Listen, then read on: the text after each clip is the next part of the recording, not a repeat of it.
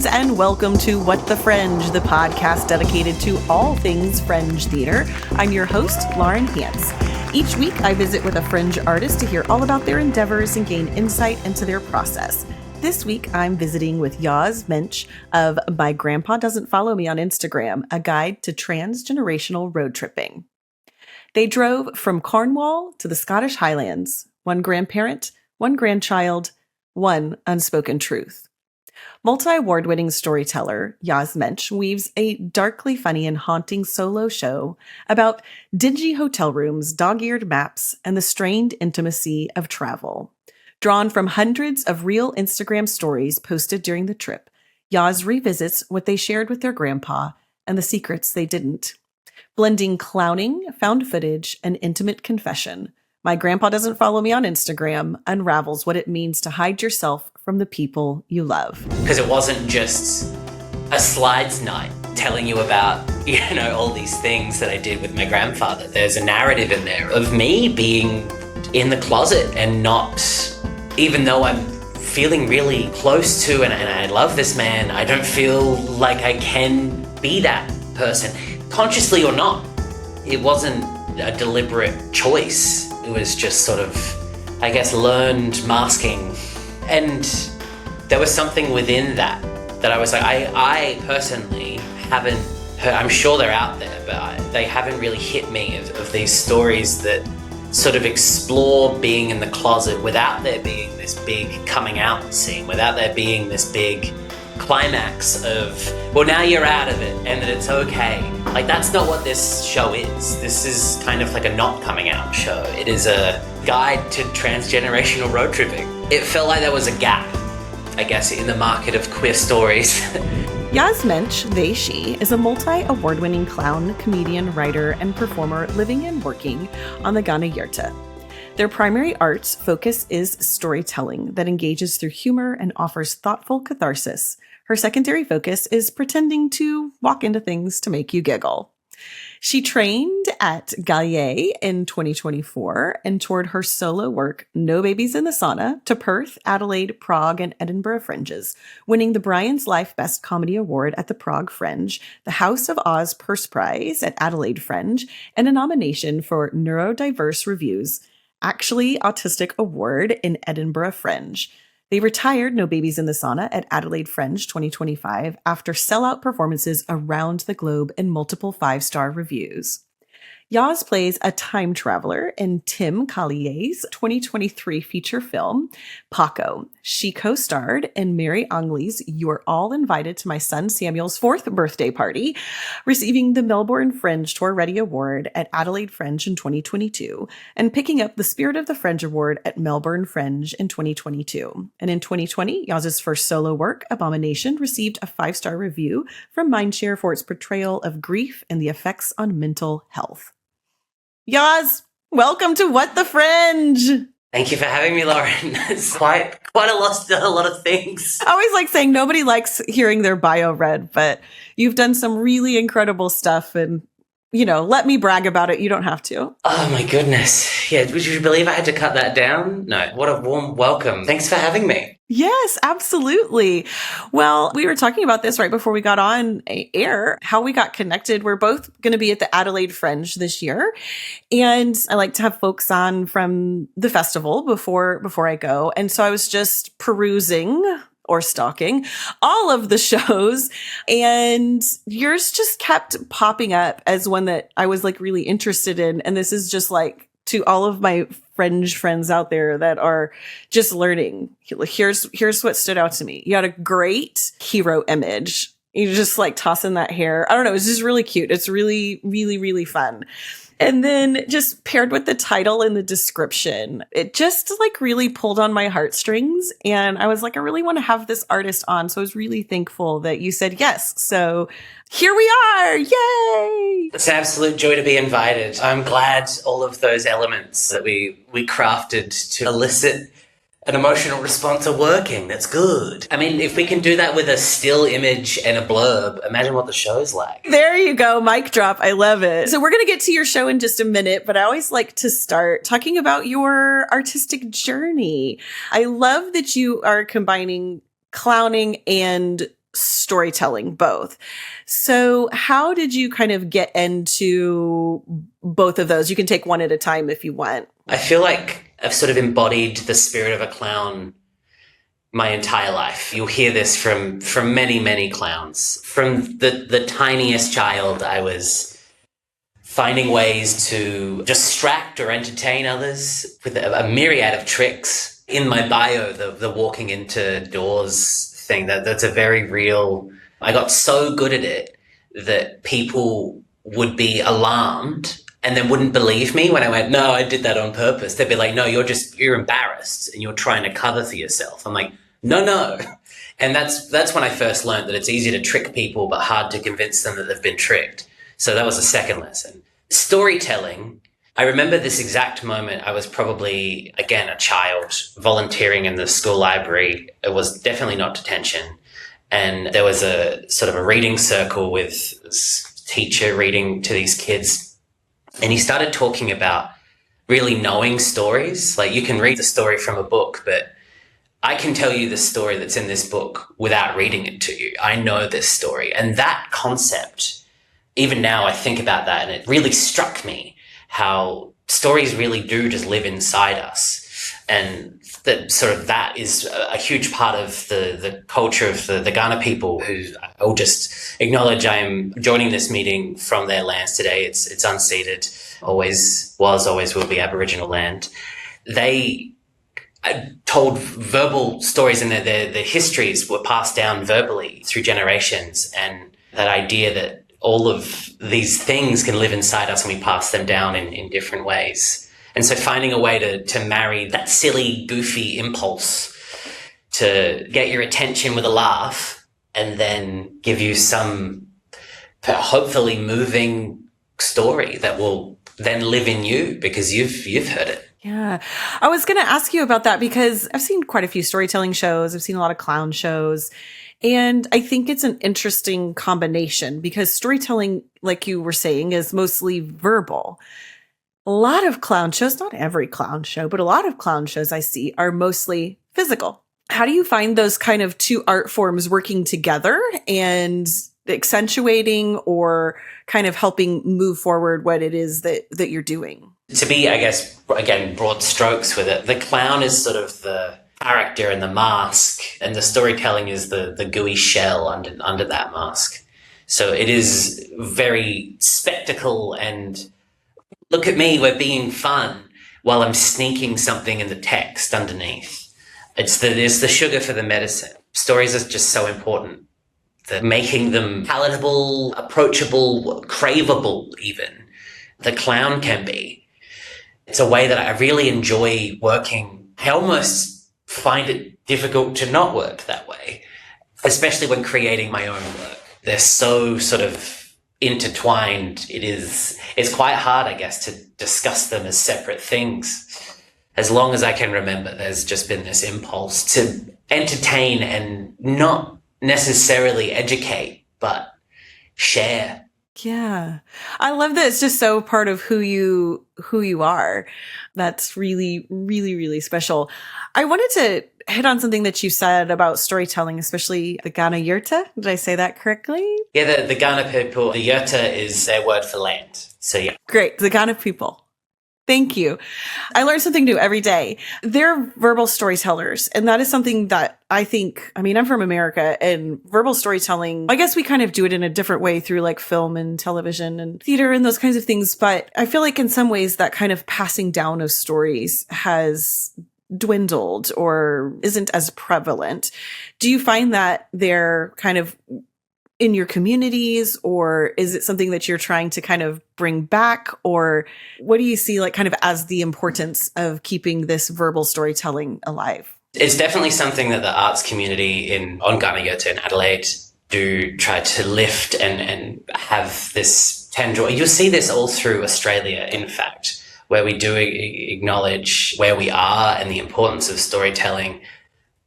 I don't necessarily think that is nearly enough that we need to do to help or even allow for that history to be acknowledged in suitable ways. But I don't know what we could possibly do to ever salve move toward a place of equality. But the way that I know that I can at least somewhat be a part of that is through storytelling.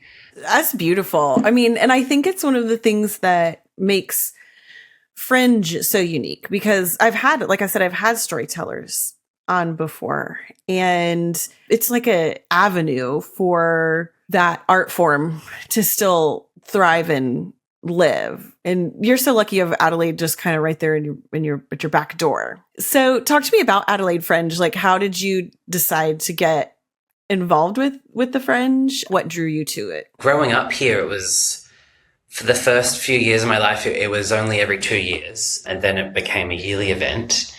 And it was everywhere I looked. My birthday is also in that part of the year, and so a lot of people would gift me vouchers for Fringe. And I was always a theatre kid, so it was just an easy thing. I don't quite remember the ignition point, but there was always a flame. And the first time I partook in Fringe, part of high school, we got to partake in a vocational education training course with a local theatre group who were putting on a Fringe show. And I got to do front of house for them, and I had a small little, an extras role in a Fringe show. There was like a group of us that were in a crowd scene. And I had the bug from there. Next year I had a speaking role, and from there I think I've done Fringe. I'd be nearing 20 Fringes, more than that Fringe show. There's been years where I've done multiple shows in a year, and that is a time. It's just been an ever-present obsession, I guess, an impulse, a need. In the last decade or so, I've sort of stopped thinking of it as like just this silly thing that happens and you'll get everything sorted in the first week of February, and really started being like, what if I took this a little bit more seriously? What if I really love doing this? Why don't I see how far that love can get me? And I've been extremely lucky in the past, 4 or 5 years to be able to collaborate with some incredible people, been given opportunities to make new work, for my shows to win awards and take me around the world. All of that just fueling this. I really love this. This is so magic and wonderful, and it really just feels ever present in my life. That is so cool. I just started Fringe a couple years ago, and I wish that I would have found it maybe sooner in life, but everything comes to us at the time we need it. And it is just my community. I love it. I love, love, love Fringe. And I will talk to anybody about Fringe all day, every day. So I share that passion. So I want to talk about, because I've been doing Fringe mostly North America. And so this past year, I got to go to Edinburgh, and then I'm coming to Adelaide, and learned about the House of Oz.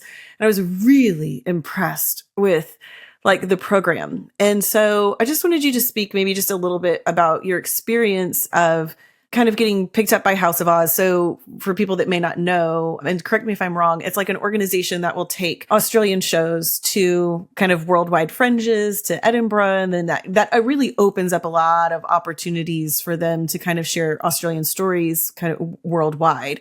It's just a really, really neat program that I feel like is investing in like your people and your culture and bringing that to the world.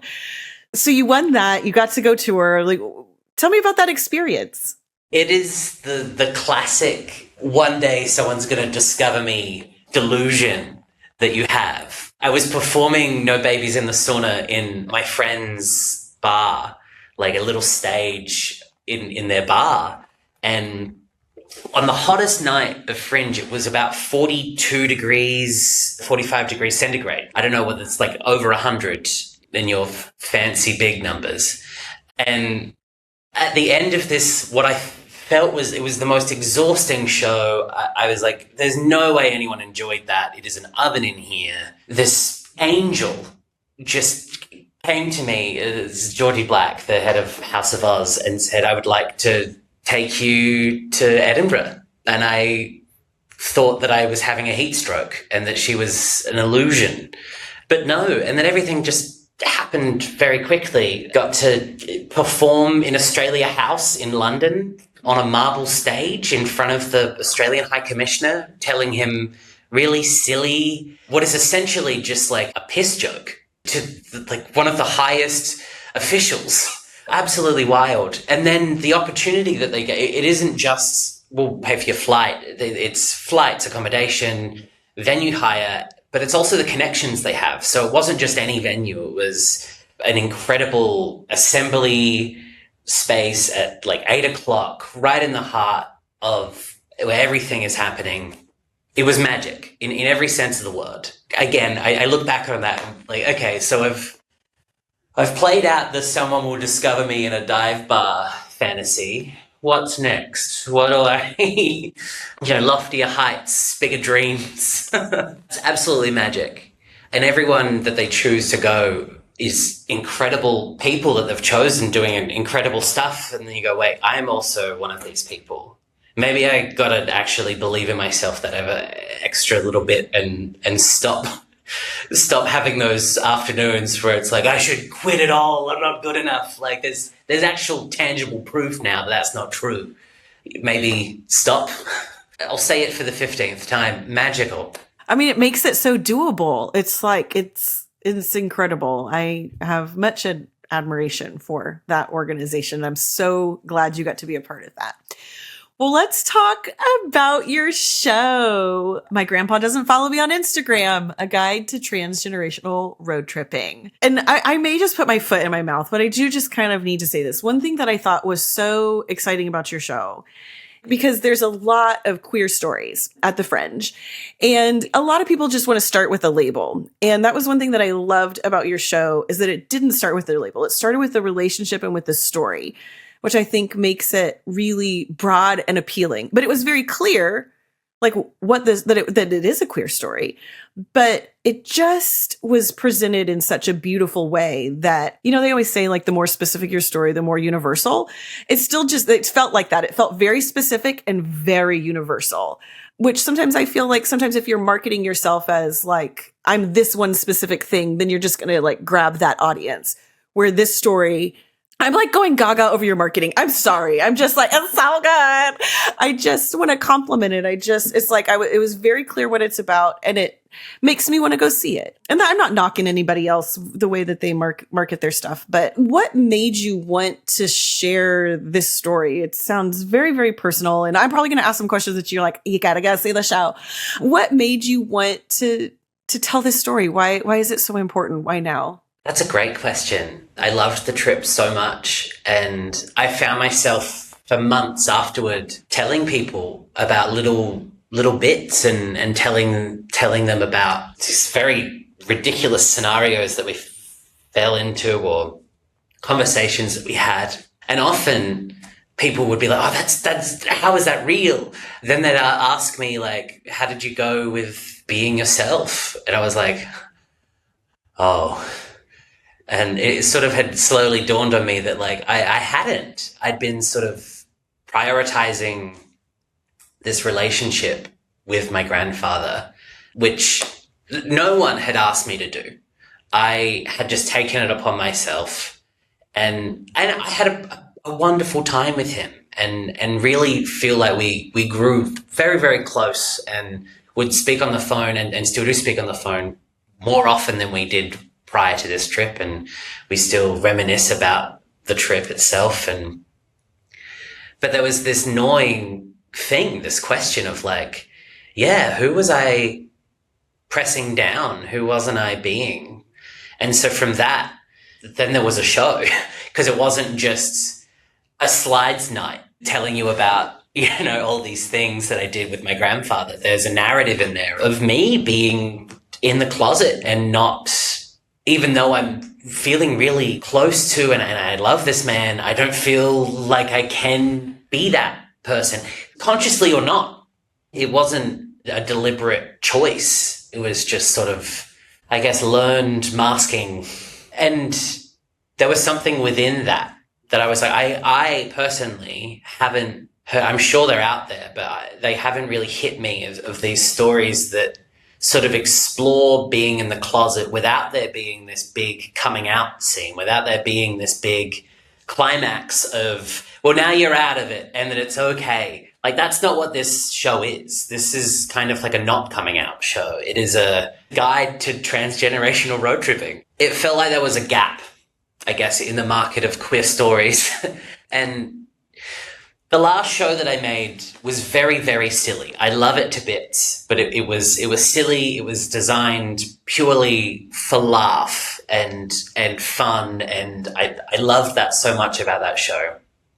This is so sincere and precise, and I mean, you said personal, and it is.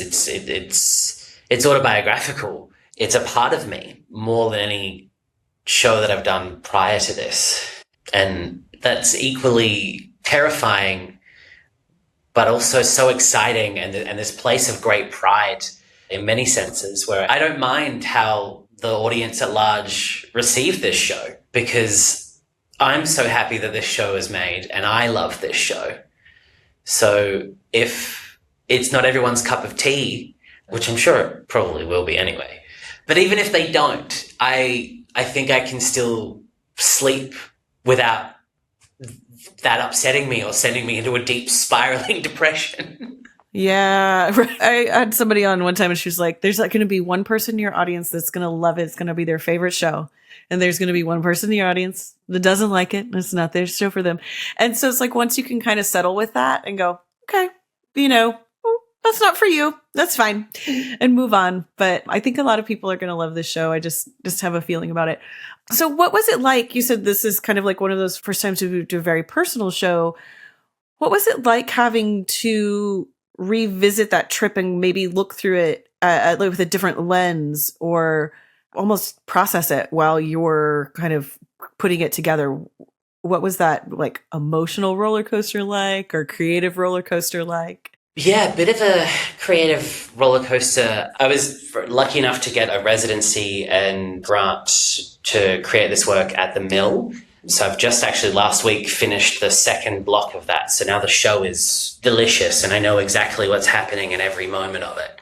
I did all of that with my incredible director, Mary Angley, who I've worked with many, many times before. They have a way of working with me where we can we speak the same language and we can tease ideas out until they are entertaining, but also cathartic and safe.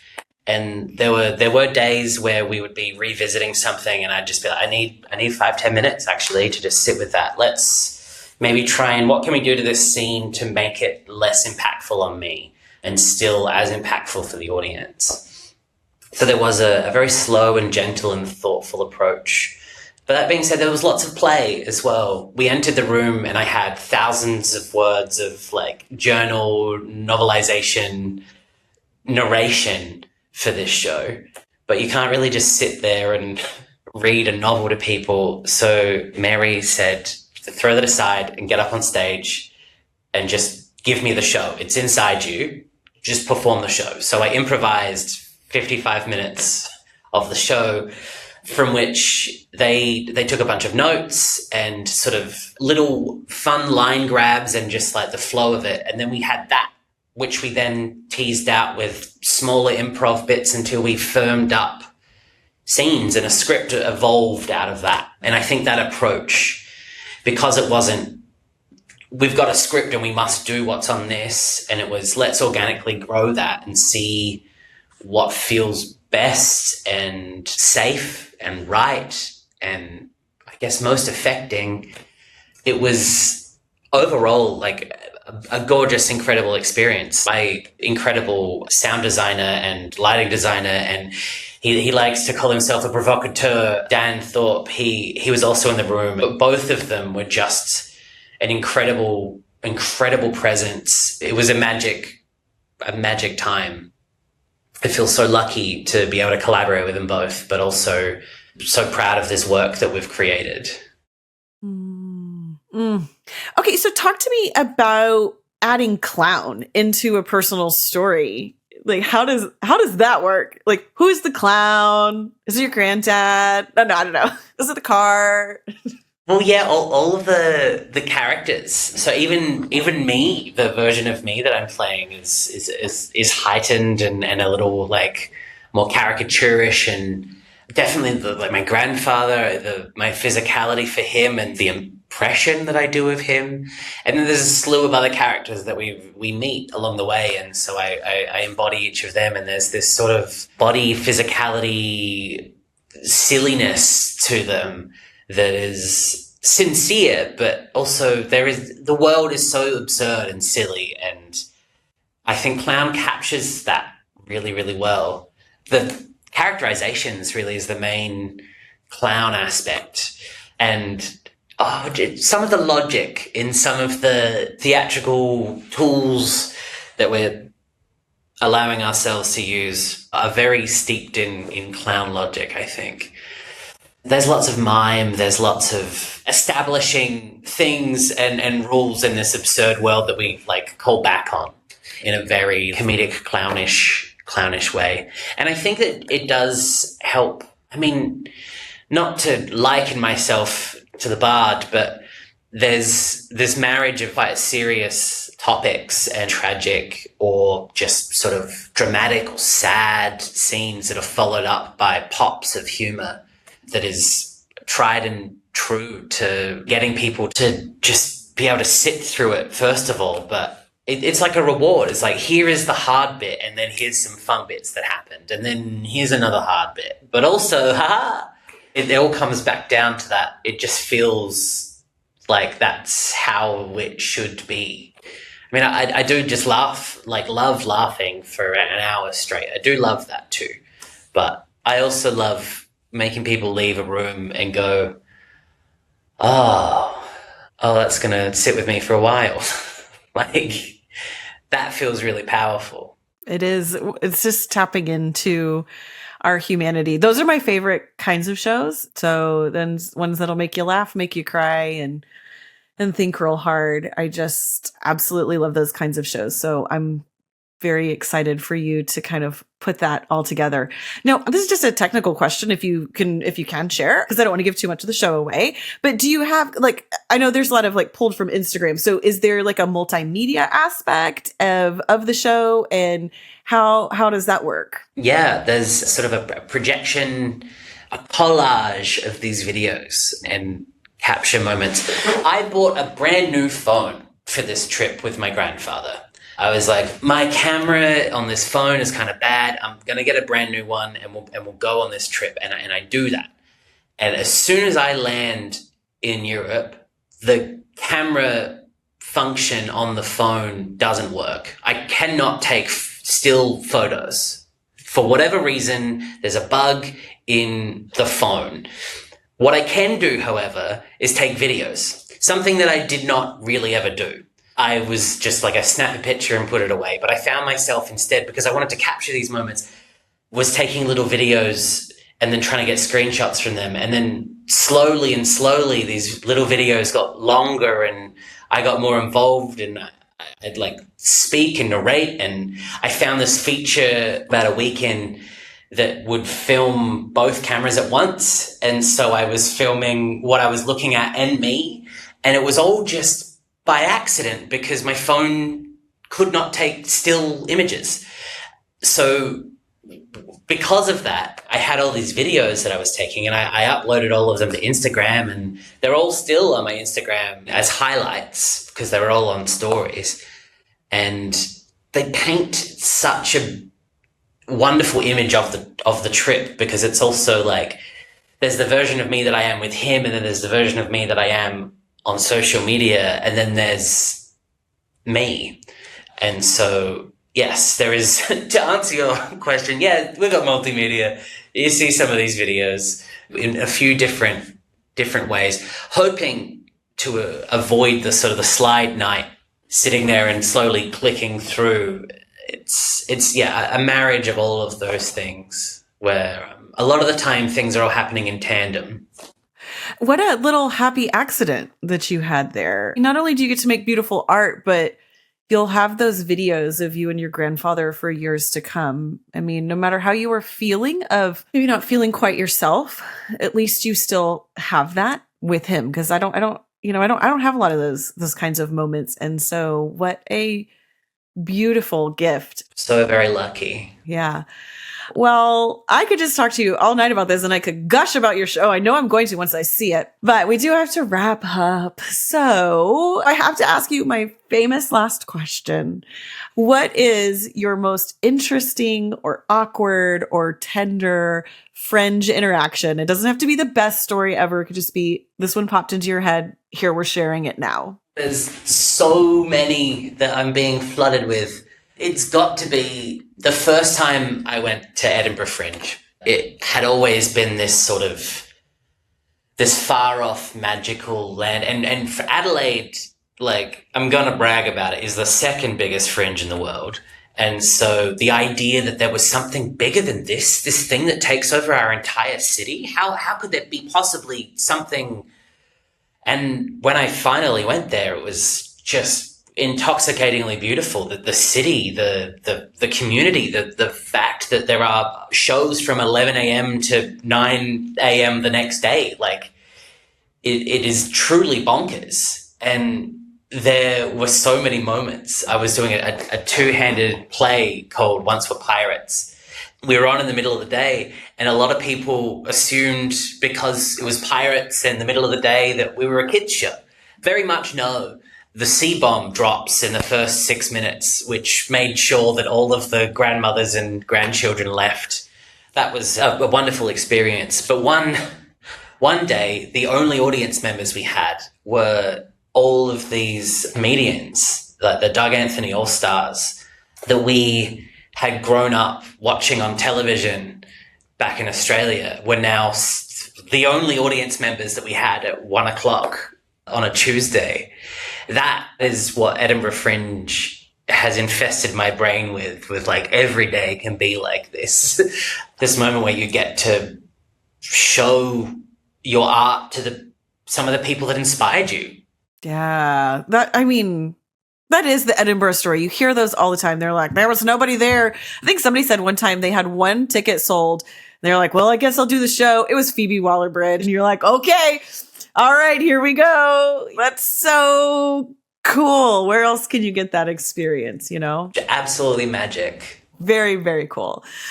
All right. Well, Yoz, thank you so much for joining me today. Thank you so much for having me. Yeah, it's been a delight to get to know you and hear more of your story.